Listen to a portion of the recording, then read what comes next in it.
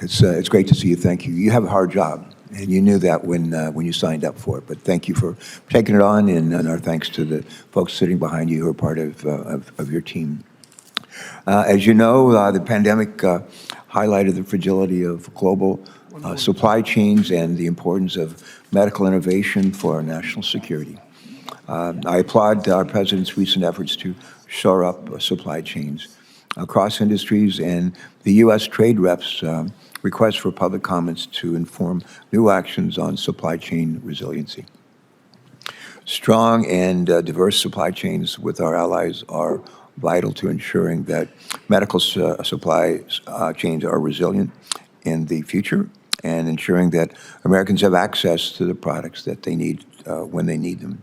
I was pleased to see that your office will explore tariff and non-tariff negotiations with the European Union and the United Kingdom as part of its work plan in 2024.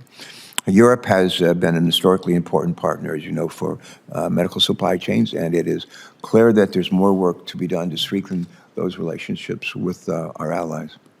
My question, do you agree that initiatives focused on eliminating tariff and non-tariff barriers to goods like medical products should be one tool in our toolbox to promote supply chain resiliency with our allies around the world?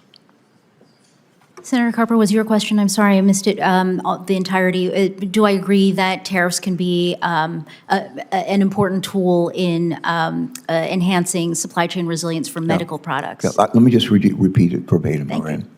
Do you agree that initiatives focused on eliminating tariff and non-tariff barriers to goods like medical products should be one tool in our toolbox to promote supply chain resiliency with our allies around the world? I think it could be, absolutely, and we are looking forward to hearing from our stakeholders on that specific question with respect to the Federal Register notice exercise. Second question. In February this year, the American Civil Liberties Union, along with Freedom House and a number of others, advocacy groups, as well as academics, sent a letter expressing concern with the United States decision to withdraw from the key digital commitments at the World Trade Organization.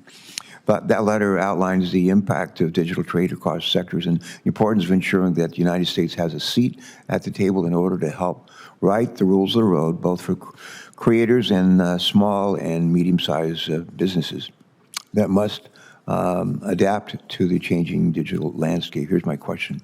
As you work with our friends in the White House and other agencies to develop the United States position on digital trade, can you commit to us to working with a broad group of stakeholders, as well as U.S. creators across industries, to build out the United States posture on digital trade commitments?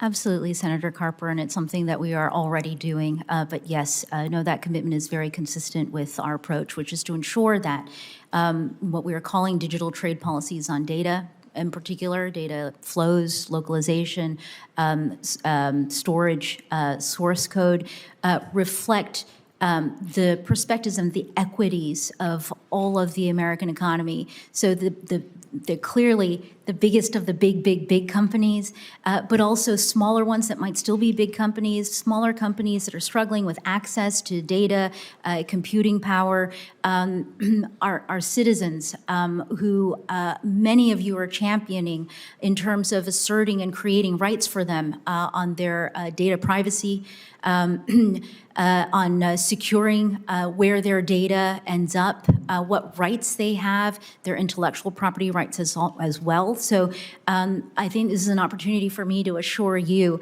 I also am looking for robust engagement with the technologists out there, the people who are actually innovating and who are actually making use of the data and understanding what's happening, including with data brokers.